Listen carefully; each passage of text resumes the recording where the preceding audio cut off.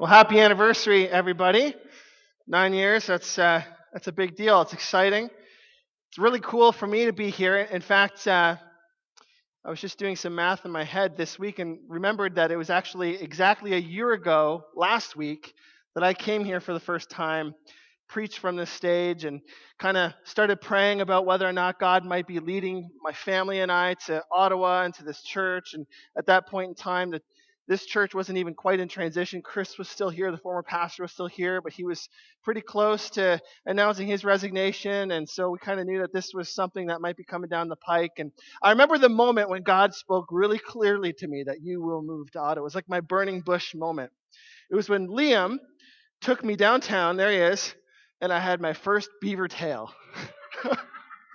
It was like, yes, Lord, I will follow you. Wherever you say to go, I will go.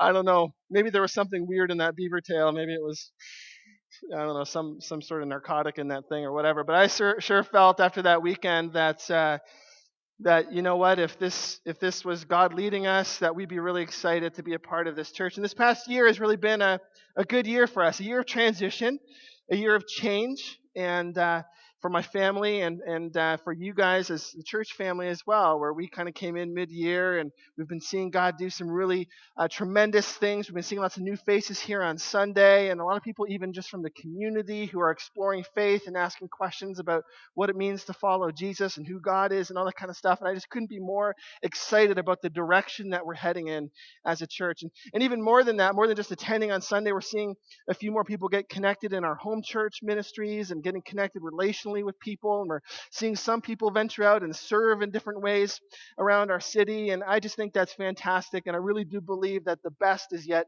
to come. Not because of me, not because I'm such a fantastic leader, but because I believe God is at work amongst us, and he wants to continue to grow us as a church and multiply us and reach more and more people with the good news of Jesus.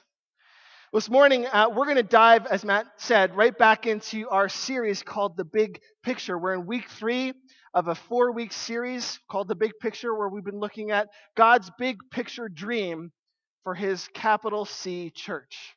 Not just the gathering, but the church in general, us included. What it is that God dreams his church would do and be. How he dreams that that the church would multiply and reach more and more people with the good news and love of Jesus. Where we've seen that last week we talked about how God wants to use us as a restorative force for God in the world. Restoring right relationship with God, restoring right relationships with each other, and restoring a right relationship with the world, making the world as it should be. That the church is God's plan A for this restoration, and there is no plan B, as Matt said. And so this morning we want to kind of even drill in a little bit deeper into that idea. We've been looking at this passage in Acts 2. It tells the story of the early church, the very first church in the Bible, and what it was that they did, how they lived their lives, what it meant for them to be the church. And we've been talking about this passage. We're going to this morning look at it again and drill in very practical terms and look at what it means to be the church, what it meant for this early church to be the church, and what it means for us to be the church. Acts 2, verses 42 to 47. It's the passage we've been looking at. We're going to look at it again and again, not just through this series, but we're going to refer to it again and again and again as a church because we believe it speaks so clearly to God's heart for the church. Acts 2, verses 42 to 47. You can see it on the screen there. It says this. It says, all the believers devoted themselves to the apostles' teaching and to fellowship and to sharing in meals, including the Lord's Supper, and to prayer. And a deep sense of awe came over them all, and the apostles performed many miraculous signs and wonders. And all the believers met together in one place and shared everything that they had. They sold their property and possessions and shared the money with those in need. They worshiped together at the temple each day, met in homes for the Lord's Supper, and shared their meals with great joy and generosity, all the while praising God and enjoying the goodwill of all the people. And each day the Lord added to their fellowship those who were being saved. I love that first line in this text that we've looked at each week as we've been working through this series. It tells us everything that we need to know about this first church and even what it means for us today to be the church, where we read that all the believers devoted themselves to the apostles' teaching, that they were devoted fully devoted to the apostles' teaching, that their faith wasn't just about believing a bunch of things about God, and it certainly wasn't just about attending a church service once a week or going to a midweek program or a home church on Wednesday night. It was about living this lifestyle of full devotion to Christ, lifestyles of full devotion to the person and to the mission of Jesus Christ. That's what made this church, this early church, this very first church in the Bible, so radical and so special. Not because of how cutting edge they were, or how creative their worship services were, or how creative their teaching pastor was, or how good of a preacher he was or wasn't. It really wasn't about the music and how great the singing was or anything like that. It was about their lifestyle of being fully devoted to the apostles' teaching. And that was it. Full devotion to Jesus Christ. That's how they lived their lives. This lifestyle of full devotion, it speaks to every thought, to every word, to every interaction, every action that they had. It speaks to their schedules even and how they spent their time. It speaks to their bank accounts and how they spent their money. It speaks to their homes and how they would have practiced hospitality and welcomed people into their lives. And it speaks to their resources and how they would have seen everything that God gave them as a gift to be used to bless other people, to be used to further God's kingdom, where everything about them, every single detail about them, about their lives, was oriented around following Jesus. That's what it meant to live a lifestyle of full devotion to Jesus Christ. It's what made this church such a radical church. And I've got to tell you, sadly, that that's a very different description of what is often applied to the church today. Now, today, Christians in 2015, especially in the Western world, when they think about what it means to be a Christian, if we're honest, it has a lot less to do with this radical, all-out, fully devoted commitment to Jesus and a lot more to do with attending church on Sundays or believing the right things, perhaps, making sure that you have a doctrine or a theology or a belief in God, or making sure at the very least that you're a good person and that you're just not hurting other people. That's what a lot of people really fundamentally believe it means to be a Christian. It's why the majority of people, even in Canada and especially down in the States, would describe themselves as Christian. But we know, when we look at this church in Acts 2, we know that it doesn't add up. And if there were more churches and more Christians living lives like this, our world would look so much different than it does today. You know, it's crazy. For me, growing up, I used to feel, I don't know if I would have articulated it like this, but I would have felt that just being a Christian was synonymous with attending church. That's really what it meant, that if you went to church, you were a Christian. It didn't really matter even what kind of church, just as long as you went to church. That meant that you were a Christian, which is a silly thing to believe when you think about it. It's kind of like saying that going to a Senators game is going to make you a professional hockey player.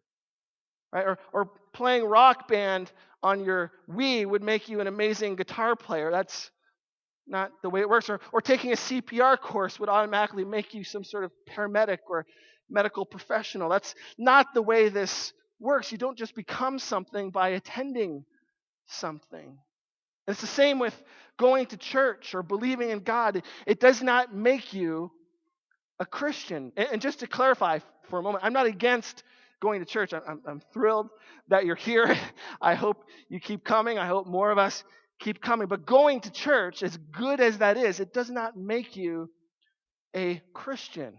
It can make you a better Christian, but it doesn't make you a Christian in and of itself. It's about being fully devoted to Christ, 24/7, not just for 75 minutes on Sunday morning, but every hour of every day, of every week, of every month. Full devotion to Christ. That's what Jesus asks of us. In fact, in a lot of ways, that's how he described what it meant to follow him. When Jesus talked about what it meant to be a follower of Jesus, in Luke 9, here's what he had to say. He said this: "If any of you wants to be my follower, if any of you wants to be a Christian, you must turn from your selfish ways, where you choose to live a life that says it's not about me," as we talked about in week 1.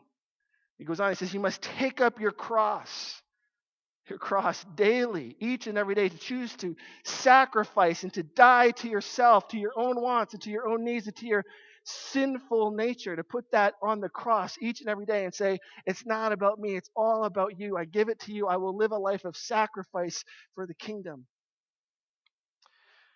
To take up your cross and to follow me. If you hang on to your life, you will lose it. If you make this life about pursuing wealth or pursuing prestige or pursuing power or pursuing just promotion or whatever it is, if you make this life about you, Jesus says, you will lose this life. It will never make sense to you. You will always feel like there's something more, like I'm missing something in this life. But if you give up your life for my sake, if you surrender your life to me, you will save it. What benefit do you gain if you gain the whole world, but you yourself are lost and destroyed? What benefit is there if you have everything that there is to have in this world? Big houses, nice cars, a perfect family, a big bank account. You got all this stuff, but your soul is dead. What benefit is there if you've got everything, but you have nothing? There is no benefit. There is no benefit. It doesn't sound as Jesus describes what it means to follow himself. He's talking about anything that looks like just attending church on a Sunday or just believing in God, does he? It doesn't feel very compatible to how Jesus seemed to describe what it meant to be a follower of his. The reality is that you cannot choose. You really cannot choose to follow Jesus without it affecting every aspect of your life, everything. It doesn't mean that necessarily right away everything changes and you become this perfect Christian, but it means you enter into this journey of becoming like Jesus, where he himself picked up his cross and sacrificed it all for us.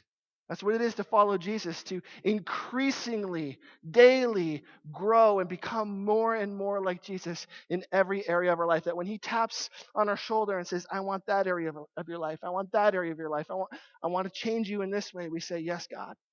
Whatever you want, your will be done, not mine. It's about being fully devoted to Christ, living this lifestyle of full devotion to Christ. And the early church seemed to really understand that it was about their lifestyle, about each and every day living selfless lives, picking up their cross daily and following Jesus, giving up everything for the sake of Christ, full devotion to Jesus. So what did this look like for them? What did they do? They were fully devoted to the apostles' teaching. What then did it look like for them? What did they do? Well, when we look at this text in Acts 2, we see a number of things that they did. We see them praying together. We see them praising God together. We see them eating together. Can't wait to do that with you in just a little while. We see them enjoying communion and the Lord's table together, which we're also going to do a little bit later this morning. We see them even experiencing miraculous signs and wonders together. God's healing and restoring power amongst them, where the sick were made whole. The people who were inflicted by evil spirits and all sorts of terrible things were restored and made new in Christ. We saw the early church experience God's power in miraculous ways. But really, when you boil it all down, when you look at all the things that the early church, this first church in Acts 2 did, there's really only three things that they did. All these other things are kind of part of that, but there's really only three categories, three things for what they did, and they're all connected. All these things are connected to what they did. Three things to this lifestyle of full devotion. I'm going to draw it for you. I attempted to do some art for you last week. We'll see how it goes again this week, but you can look at it this way, as the lifestyle of full devotion being an arrow heading towards a certain target, or a bullseye, if you will. It's not a very good bullseye, but a target. And this lifestyle of full devotion has three compartments to it. Three different aspects to what it means to live fully devoted to Jesus. We see the early church doing this. We see them living it out in miraculous ways. And the first thing we see them doing in Acts 2 is that they went to the temple daily, the scriptures tell us.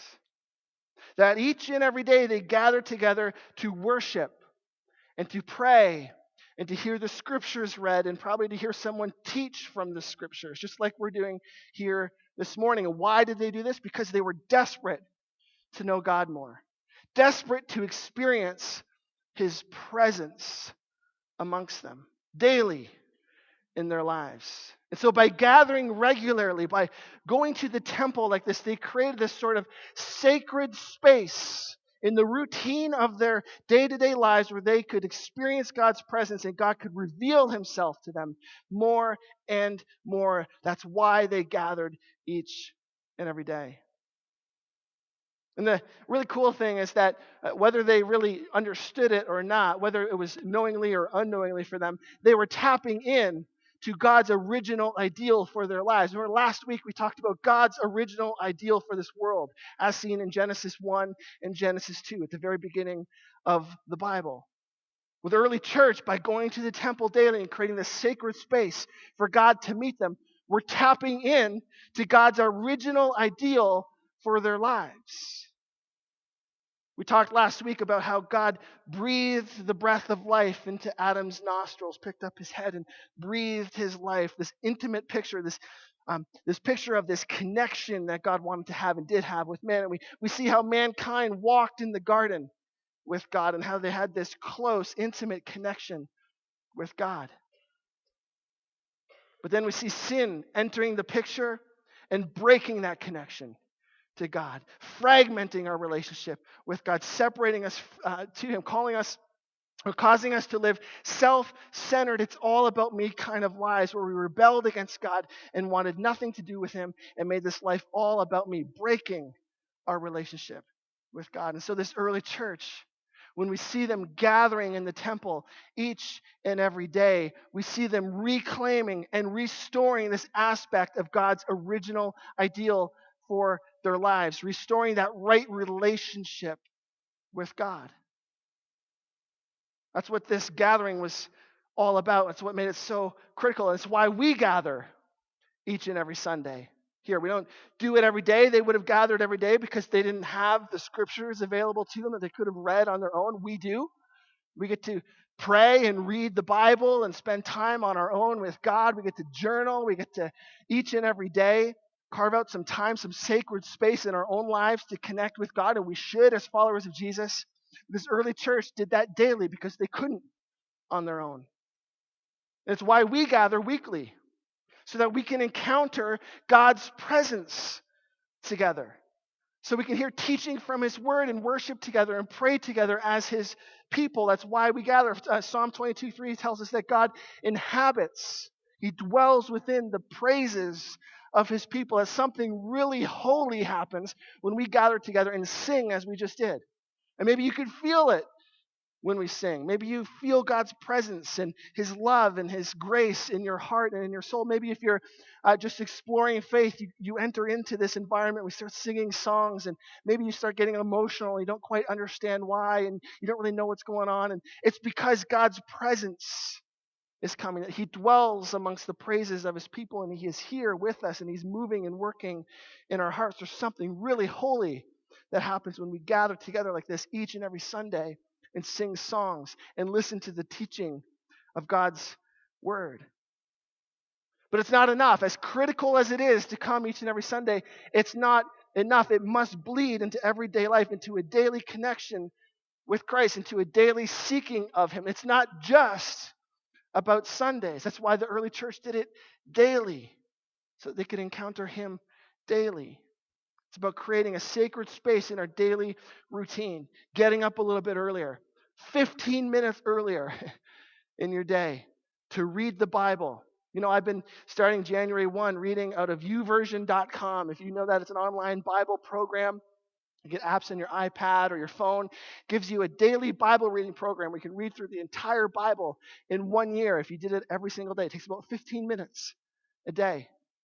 And I journal. I write out my prayer requests, and I will write out some stuff that's going on in my life, and I'll just bring that before God, and I'll ask God to meet me in the stuff that's going on in my day life, and I'll pray for my kids, I'll pray for my wife, and I'll just carve out 15 minutes a day, half an hour a day if you can, an hour a day, whatever it is that you can do. 5 minutes would change the course of the day. I tell you, I don't do this every day. There are days I miss this in the morning, and I can tell throughout the day something's just off.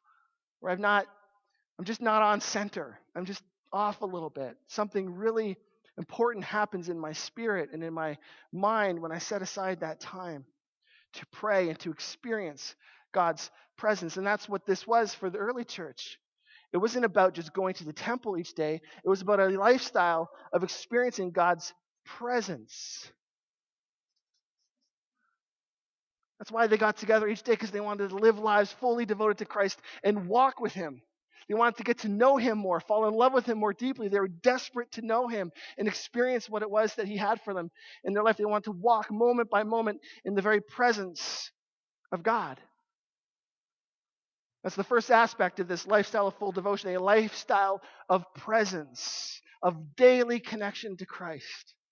So it makes this Sunday morning experience so critical, but it's what makes even just connecting on our own with God each and every day so critical. The reason why we gather is to catalyze us, to inspire us to want to connect with God more and more regularly throughout the week. If you walk away from this experience Sunday after Sunday and just think that was a nice service, but don't actually apply it to your life, don't actually dig into the scriptures for yourself, don't actually pray on your own, don't actually start experiencing more and more of God's presence in your life daily, well, then this is a waste of time. It's got to change the way we live 24/7. That's what this early church was committed to, a lifestyle of presence. The second thing we see them doing is meeting in homes. It's the second piece of how they lived their lives. We see them sharing meals, the scriptures say, with great joy and generosity. They spent time together. They actually liked each other. Imagine that. Enjoyed being together as the church in each other's homes, sharing meals around the table, enjoying each other's company. In fact, they didn't just meet in homes regularly. As you read through this text in Acts 2, we see them doing everything together. They prayed together. They praised together. They ate together. They went to the temple together. Everything that they did was together. They were committed to this lifestyle of connection to one another, being spiritually connected, this lifestyle of connection. Restoring and reclaiming right relationship with each other, which taps again right back into this Genesis passage, this original ideal for God's life for us, the life that he has for us. Where when we looked at Adam and Eve last week in Genesis 2, we see that before there was sin, before there was any brokenness in the world, Adam and Eve, the scriptures say, were naked and they felt no shame. It's not just a statement about their nudity, although I'm sure that they were. It was a statement about how comfortable they were with one another. They felt no shame in front of one. They weren't embarrassed. They didn't try to pretend. There was no pretense. They didn't wear masks. They didn't try to project themselves as bigger or better than they were, but they were completely content, authentic before one another, being who they truly were before each other. And what's the first thing that happened after they sinned? After they ate from that tree, what's the very first thing that happened? It wasn't murder. It wasn't smoking marijuana behind the shed. It wasn't some other sin that you might want to fill in the blank. It was what? It says that they looked at each other immediately after they ate from this tree. They looked at each other, they saw that they were naked, and they felt shame. Broken relationship was the first consequence to sin. And suddenly, it says then that they started crafting clothes for themselves out of fig leaves, and they started covering themselves up, hiding themselves, them true selves, from each other. Started saying, I don't feel safe with you anymore, so I'm going to protect this area of my life. I'm not going to be totally genuine, totally authentic. I'm not going to be real before you, but I'm going to put a false self out there because it's safer. I'm going to have you see a version of myself that I'm okay with, but I'm going to hide all the stuff that I'm embarrassed about because I'm afraid you're going to reject me. I'm afraid you're going to think poorly of me. I think that you're going to want nothing to do with me. Shame, hiding our true selves from each other was the first consequence to sin in this world. Broken relationship. And so what did the early church do? They said, this isn't going to be the way it's going to be for us. We're going to come back together again. We're going to reunite, reconnect, reclaim God's original design for our relationships. We're going to do everything together. We're going to live together. They didn't just share meals in homes. They also shared homes in a lot of cases, living in communes They shared their lives together. Everything they did was about being together, being the people of God together. And guess what? The more time you spend together, it gets a lot more difficult to hide yourself from those people when you spend that much time with them. You know what that is in a marriage relationship. That's why marriages often break apart, is because as we spend time together, we get to see the brokenness in each other's lives, and sometimes we don't know what to do with it. Or in some cases, we aren't comfortable with the other person seeing our brokenness. And so we push them away to protect ourselves. The early church knew as they came together, as they spent quality time with each other, that it would force them to live authentic lives with one another. And so they met regularly in each other's homes, sharing meals, doing everything together, praying together, encouraging one another, teaching one another about the scripture, learning from one another, being honest, I'm sure, about their brokenness. It's why we see them meeting in homes, and it's why we also meet in our homes during the week. It's not enough just to come on Sunday and to hear a message and to sing some songs, as fantastic as that is, but we must have community in our lives. You cannot grow spiritually on your own. It's not possible. You were created for that kind of connection. So we get together. We have these things called home churches. If you're new here, you don't know what that is. It's a small group of people that meet in each other's homes. A lot of them debrief the messages and talk about how it applies to their lives. A lot of them pray together, talk about what God is doing or some of the questions they have about God or whatever it is. The goal of it all is not just to be a Bible study or a sharing place, but to be a safe place where we can learn to relate to one another God's way, to be authentic and real. And I know it doesn't happen all the time in our home churches, and it's why a lot of people say, oh, I don't really want to go to home church because it's a bunch of fake people who aren't comfortable being who they really are. But guess what? If that's you, if you're comfortable being who you are, we need you in home churches because we need to make that more normal and more natural in our home churches where we are getting naked with each other. Not literally. If that happens in our home churches, I will get fired, so please don't do that. But emotionally and spiritually naked, vulnerable, real, authentic. Where none of us are perfect. None of us have it all put together. We're all broken, messed up people.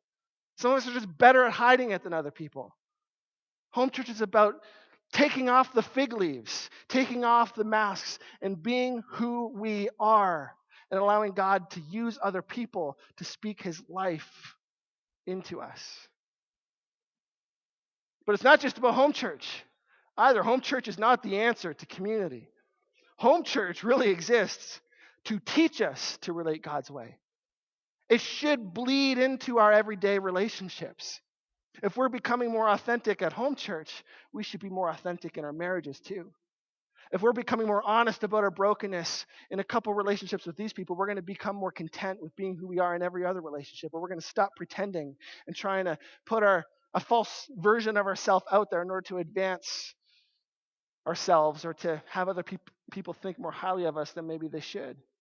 We're going to become more genuine, authentic people in every relationship. That's what home church is about. That when you take the risk of sharing and praying for someone or being prayed for, when you take when you make it a discipline to carve out the space and time in your weekly life to come to home church, I know we're all busy, but when you make it a discipline, God will use that experience to grow you. In some way or another, I guarantee you, anytime you open yourself to community in that way, God will grow you. But it must bleed into all of our relationships. Otherwise, it's just a program. And the early church was not about programs. They were about the lifestyle. They did the programs in order to foster the lifestyle. And that's why we do the programs that we do. Not because we're committed to programs, but because we're committed to this lifestyle of full devotion to Jesus Christ. And in this case, in community, learning to relate to one another God's way, experiencing this lifestyle of connection. That was the second thing that we see them doing. The third and final component of this lifestyle of full devotion that we see in Acts 2 was the way that they met the needs, specifically of the poor. Where we see them selling their possessions, selling their properties, and giving the proceeds of those possessions and properties to the poor. We've talked about this already, talked about it last week, but could you imagine people in our church saying, you know what, we're going to all collectively decide to sell our homes and take all the equity and give it to the needy and the poor? Could you imagine The difference, the impact that would have in our world and on our bank accounts and on our quality of life and everything else. That's what they did. That's the radical nature of what they did, selling not just the excess, but the needs that they had in order to meet the needs for the poor and the marginalized and the needy. And you know what's really cool about this? It's not just that it was a charity piece for them. It wasn't just about like, okay, we're going to cut a check to this organization or we're going to give a few bucks to that person over there. It speaks to the fact that they knew the poor in their neighborhoods. Right? They had to know the poor in order to be able to meet the needs of the poor. They didn't have social services that they could just go to and say, who's the poor? How can we've got all this money. What do we do? They had to know relationally, be connected to the poor. They had to be in relationship with the poor and the broken in order to meet the needs of the poor. Which is what it's all about, a lifestyle of action. Not programs, not necessarily social services, as great as all those kinds of things are. It's about living a lifestyle of action where we are ready to sacrifice what we have in order to meet the needs of the poor, where we're ready to enter into relationship with the poor. Because what the poor needs the most is not necessarily more handouts. They need relationship. The end of poverty demands relationship, because when you enter into a give and take relationship where you start caring about the other person, start caring about the poor, all of a sudden all their needs get to be taken care of, get to be met. I was thinking about this week. The church I was a part of in St. Catharines ran a homeless shelter out of it. And it was quite an interesting thing for this church, for Southridge, to do this, because it was a kind of an upper middle class church. They used to meet out in the vineyards and felt this, we got to meet the needs of the poor, but we don't know who the poor are. We got to get into relationship with the poor. So we got to move our facility closer to where the poor is. And so the church literally up and moved from the countryside surrounded by vineyards to downtown St. Catharines, where I came from, where the poor live. And started to be in relationship, in proximity to the poor. And we ended up opening up this homeless shelter. We didn't know what we were doing. We just kind of stumbled into it. We weren't in a social service. We didn't know what it meant to provide this kind of service. But the city came and said, would you consider opening this shelter? We said, okay, we don't know what we're doing, but we'll figure it out as we go. And we did that. And all of a sudden, the homeless started coming into our church, this white upper middle class church. And God did something really special in that, because what God did through the poor entering into our lives was He revealed our own poverty. He revealed the fact that we might think we've got it together because maybe we've got lots of money, or we look well kept, or we drive a nice car, we have a decent house or whatever. But spiritually, we're all spiritually bankrupt. We're no different than that poor guy down the street. We're all in need of grace. We're all in need of God's love. We all need second and third and fourth and fifth chances. And all of us, whether we realize it or not, are really just one, maybe two bad decisions away from being on the street ourselves. So there, but by the grace of God, go I. And the thing that's going to help these guys is not by just giving them handouts and meals, which we did, and those were great, but by actually getting to know them, building a relationship with them. And so there's this one guy in particular, his name is Norm, that I got to know quite well around the church. Now, Norm is about a 6'7", 6'8", 350-pound dude, he wasn't a Hell's Angel, but he worked for the Hell's Angel. He was their hey, go beat that guy up person. And so he would go and he would rough people up back in the day, and tattooed. He had diseases, HIV, Hep C, this was a rough dude. He'd been in jail for having killed a guy. I forgot to mention that, sort of a big deal. He was a rough guy. And here Norm was. He entered into our church, and he experienced love and relationship and community and connection, and he experienced the presence of God, and he surrendered his life to Christ, got baptized, decided he wanted to follow Jesus. He still had lots of struggles in this life, as you can imagine, with his story and so on, but he became part of our church community. And I remember my son Brendan, on his 6th birthday, we were going to throw a birthday party for him, and said, who do you want to invite over for your birthday party? We started throwing out kids' names, this kid, that kid, the other kid. And Brendan said, I want Norm to come. I want Norm to come to my birthday party. I said, really? You want Norm? Okay. So we had my family, who's very well kept and proper, and others there, and Norm show up. This rough, unkept, really interesting, gruff character, taking a smoke break every 5 minutes, all, and I remember seeing the look on kind of my parents' face, just kind of like, this is a little bit uncomfortable. We're not used to interacting with these types. But you know what the gift was that we gave Norm that day? Relationship, family. He came into our home. And not just that time, but many times after. We used to get together weekly, a bunch of church staff. We played card games and board games or whatever on Sunday nights. You know who else came with us? Norm. Norm came and just hung out with us, and he became a friend. The other week, I heard, actually it was a month or so ago, that he had had a stroke. And he's okay. He's not 100%. But I remember thinking, I'm going to have to go back to Niagara this week. I'm going to Norm's funeral. I thought he's not going to make it because he had a heart attack also in the summer. He's had a rough life. He's 50 years old and his body's given out already. But I would go back to Niagara in order to go to Norm's funeral. Why do I say all this? We need more Norms in our life.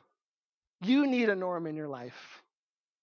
This church needs more Norms in our life. We need to start even more caring about the broken, those who are pushed to the side. The thing that made the difference in Norm's life was not the handouts, it was the relationship. It was the being welcomed to the table, being welcomed into the community, into the family of God for who he was. And the gift that he gave us was he showed us that we're no different. And he'd call our stuff so quick. I mean, he didn't know how to put up with any churchy stuff or whatever. So, anytime there was something that was said that didn't make sense, he'd just be like, that's stupid. And we were like, oh, yeah, you're right. Okay. And we try to unpack it more. He helped change us as well as the gift of reaching the poor and the needy. So when I talk about social justice, when we talk about meeting the needs of the poor, we're not just talking about volunteering, although it's great. You'll see in the gathering this week, I think it is, that OIM, a ministry we partner with downtown, has a training course that you can go to become a volunteer. I wholeheartedly would endorse that. There's other ministries, Jericho Road, First Place Options, other things that you can get involved in to reach out to the marginalized in our lives. But it's not just about volunteering once a month and feeling good about ourselves because I served in a soup kitchen, which is great. Go do those things. But it's about building bridges with the poor and the broken. It changes their life. It changes our world. By doing that, we're tapping back into that original ideal in Genesis where God said he's placing Adam in the garden to tend it and watch over it. We have a responsibility as followers of Christ to watch over the culture and society that we've been placed in. And where there is injustice, where there is poverty, where there's broken, where there's marginalization, we need to be the kind of people who are about restoring God's society back to his original ideal. And the beautiful thing is we live this life, this lifestyle of God's presence, experiencing his presence daily, being desperate for more of him in our day-to-day lives, of connection, being open and vulnerable and authentic in our relationships with each other, growing in that way, and of action, sacrificing, building relationships with the poor and the marginalized. When that happens, you know what happens in our lives and in our church? Acts 2 talks about it this way. It says that the Lord added to their number daily. Acts 2 verse 47. Let me read it all for you. It says this, that they enjoyed the goodwill of all the people. People looked at this church and they liked them. Imagine that. People looking at church and saying, there's something about those people. Something about that church that I like. A lot of times today people look at the church and condemn it or think it's homophobic or think that it's racist or think that it's full of hypocrites or so on, but not this church. People looked at this church and said, I like those people. I like that church. They enjoyed the goodwill of all the people. And each day, the Lord added to their fellowship those who were being saved. That's the target. Not just numbers, but people. The Lord adding to our number daily those who were being saved. That's what it is to be the church. That's the target, the bullseye of the church. That's why we're still on this earth. It's not just to live the lifestyle of full devotion, but to live it in such a way that other people will notice and want to experience it, the life-changing good news of Jesus for themselves as well. And when people look at our lives, when they look at how we as a church do things, that they would see something unique and different and say, I don't know what it is about those people, but I want it too. It's about reproducing and multiplying God's love, that we would be this restorative force, restoring people to right relationship with God, where they are exposed to God's presence and they're able to realize how loved they are by Him. And we're able to show them what it is to experience a healthy relationship and good relationships and good connection with one another, and what it is to make a difference in our world, to live a lifestyle of action, to see God change our lives and change other people's lives as a result. If we lose sight of this, the Lord adding to our numbers daily, then we're no longer a church. We're just a social club getting together, listening to a bunch of people give speeches at the front. That's not what church is to be about. Church is to be a movement of God that is about reaching other people with the good news and love of Jesus, inviting them into this lifestyle of full devotion, inviting them into this experience of God's love that will radically change their life. And when we looked at the words of Jesus at the very beginning, that they would give up their lives for God's sake so they could gain it and experience what it was that they were really created to experience, this deep connection to Christ. It's about changed lives, changing lives. That's what the church is. If we make it all about us, if we make it all about our programs, if we make it all about what type of church we are, we're losing sight of what it is to be the church. It is about reaching people with the good news and love of Jesus. That's what it was for the early church. Seeing the Lord add to their number daily. My prayer for us is not that we be a hip, flashy church, not that we'd be known just for our Sunday morning experiences or for our home churches or for any program, but that we'd be known by the kind of people that we are. People who are fully devoted to Christ. And when people look at our lives, they say there's something different about them. It wouldn't just be about the preacher at the front or the band or what we do here on Sunday mornings, but what we do with every day of our lives. That we would be about changing people's lives with the good news of Jesus' love. Let's pray together. Jesus, we want to be that kind of church. Not a church that is about us or just about what we want or what we think is best for us, but a church that reaches other people. God, would you use us to multiply your love in our workplaces, in our families, in our neighborhoods, God? Would people see the lifestyle that we're living, this lifestyle of being connected to you and connected to each other and connected to our world? Would they see that and want that? Would you use us to multiply your kingdom here? It's in the name of Jesus we pray. Amen.